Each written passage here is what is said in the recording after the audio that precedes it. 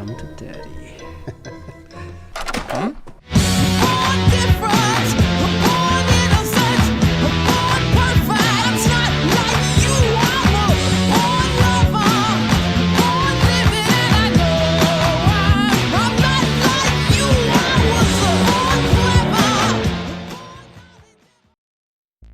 Internet outrage is a firework.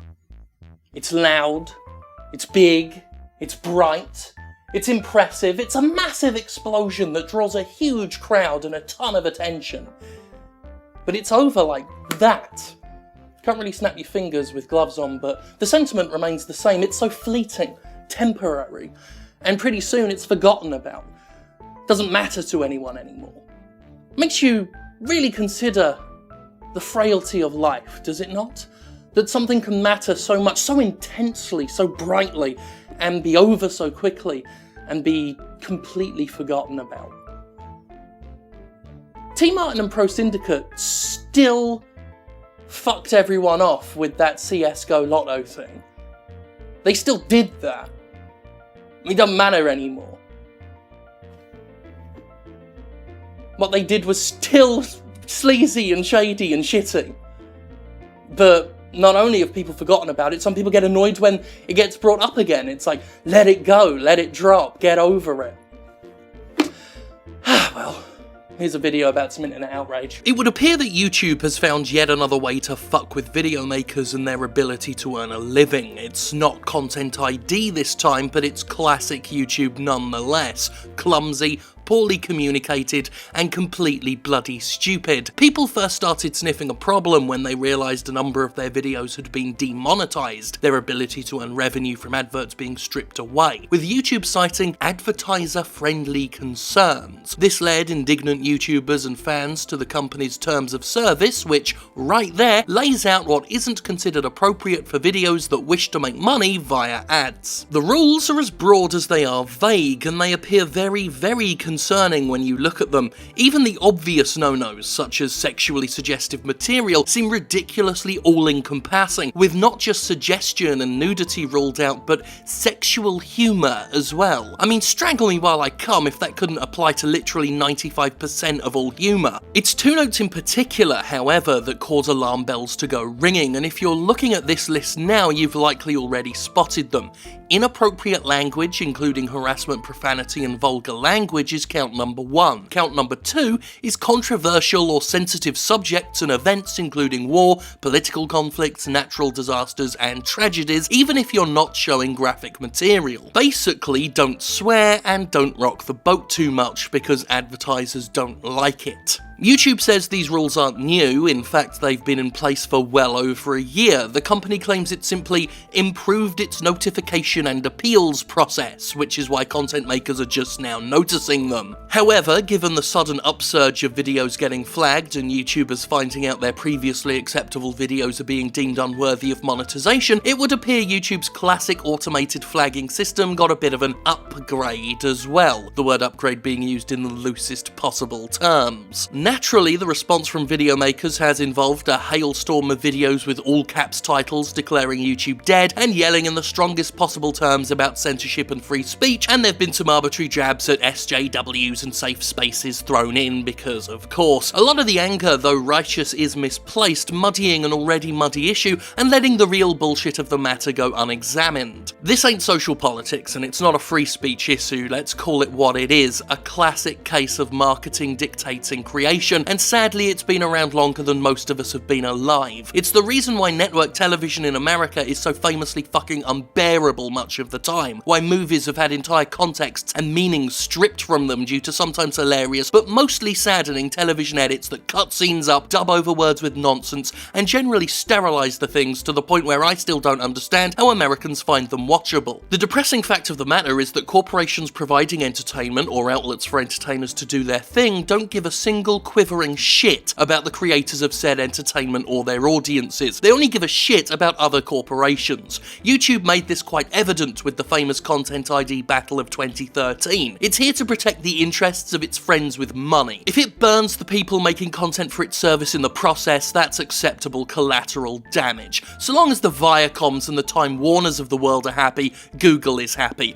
fuck everybody else. This is exactly the issue we're seeing with these old but new again ad-friendly content rules. It's sanitization at the behest of corporate entities who don't want their product associated with certain content they deem themselves better than, and it's an old as dirt situation. But the real kicker: the world has progressed since the days when advertisers had carte blanche to dictate the content we watched on TV. Cable paved the way to unedited and uncut content, which only exploded when the internet became a primary source of entertainment for entire generations of people. Hulu, Amazon, and Netflix are all creating original content full of sex, violence, and naughty boo-boo words. And it's not as if advertisers haven't noticed and seized on the opportunity, proving they're above nothing when there's money-making opportunities on the line. Is that a PS Vita? I have a console at home I play sometimes to relax. I ought to get one of these for the car. As a result, even network television has been relaxing somewhat, with more risque shows turning up. In 2001, the infamous South Park episode It Hits the Fan aired, uncut by Comedy Central, and using the word shit or shitty a grand total of 162 times. Of course, network TV is still largely dominated by advertising, and sees TV shows as nothing but delivery cases for commercials, but the dial has been slowly, ever so slowly, moving in the right direction. This is why YouTube's rules, as written, appear so utterly fucking regressive. Instead of leading the way in entertainment, the terms of service seem designed to drag us back to the 1990s, where you'll get your humour, news, and gaming commentary through a pasteurising filter erected by clueless, out-of-touch executives. It's been suggested that the real reason why YouTube stepped things up is to tackle so-called drama channels and similar nasty little dens where audiences are organised into little more than online harassment squads. If this is true, then YouTube's doing it in the most milquetoast, indirect, and generally useless fucking way possible, relying on automatic takedown systems to do the job they should be stepping up to personally, directly deal with. There are totally YouTube channels that exist solely to find prey for vicious little turds that easily cross the line from free expression to straightforward abuse, but like Twitter and Ask.fm and all the other fucking companies out there that are amazing at removing every last shred of copyrighted content from their services, it seems totally incapable of dealing with even hugely glaring examples of clear, unquestionable harassment. Whatever the reason though, the results are typical YouTube: scattershot, arbitrary, miscommunicated, and thoroughly messy. Rather than actually look at the content being demonetized, YouTube is repeating the same shrimp fuckery it committed with Content ID. Automated bots are going through people's videos and tagging anything with even vaguely questionable headlines, tags, or thumbnails. This has led to some utterly galling examples of demonetization already. The ever-lovable Boogie has had a multitude of videos talking about depression and suicide flagged as inappropriate. Meanwhile, I can tell you that at the time of talking, I haven't had a single video flagged under these rules, including ad-supported series like Jimpressions, which regularly has words like shit and fuck in the title. I also have the option to monetize any Jimquisition that's not been hit by Content ID, even if said video has a totally inappropriate and off-topic clip of me fucking a handful of pogs.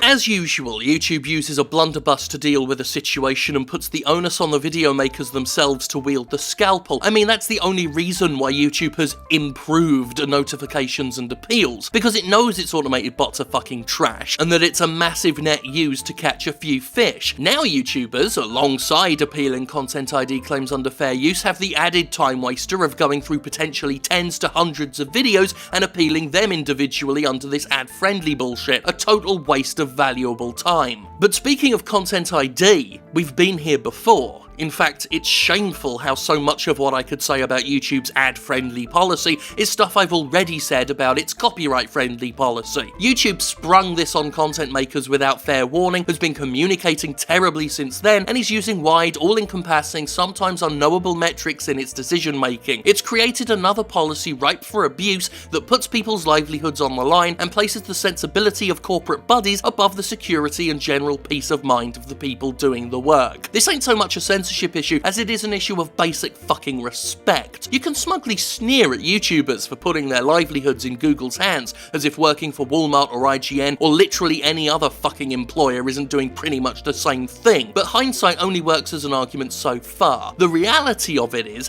that YouTube has become a job avenue for many, Google has profited off that reality, and the consistent level of disregard and contempt it displays for YouTubers is nothing short of gross. Oh, and as for you sneering cockends who've been crowing on social media about this and showing off how smart you are for having quote-unquote real jobs, I'll get to you. Not today, but I'll fucking get to you. All of this said, I echo Total Biscuit when I say I'm not hugely worried about the long-term impact of this because of how closely it's following Content ID's footsteps. What we seem to be looking at right now is a bunch of automated bots going haywire with their new abilities, just like Content ID did, mass flagging tons of shit haphazardly and creating the image of a massive crackdown. My belief is that this will settle down, just like Content ID, to something that's less of a consuming epidemic and more of an inconvenience, if no less infuriating, annoyance. This isn't the death of YouTube. This isn't the start of people losing their incomes. This isn't the end of the party. This is business as usual.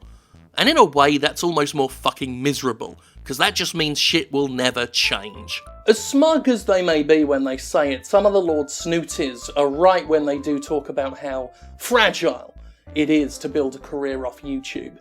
Yes, it's true of any job. You're putting your life in the hands of some corporate entity, but YouTube's changes are dramatic and sideswiping, and they can one day just suddenly pull the plug, and even though I don't think it's anybody's fault for seizing a career opportunity, it's nonetheless a wise idea to look at other avenues. There are sponsorship deals, there are ways of getting directly funded. I'm a very lucky guy in that I was on Patreon I think at the right moment, and therefore this show is funded directly by the audience. And it's just advisable to always be on the lookout for other opportunities. I don't blame people, especially in this climate, for doing sponsored videos, so long as they disclose it, of course, so long as we don't have a Shadow of Mordor situation on our hands. Plus, there are fringe benefits as well. For example, you can use whatever copyrighted content you like, because it doesn't matter, as we've seen with the copyright deadlock and this video, where I liberally handpicked clips from Hannibal and House of Cards, and anything I fancy, because it doesn't matter. Because they'd claim it anyway, even if it was fair use, so I may as well use what I like. In a way, it's like breaking chains. It's like breaking chains of love.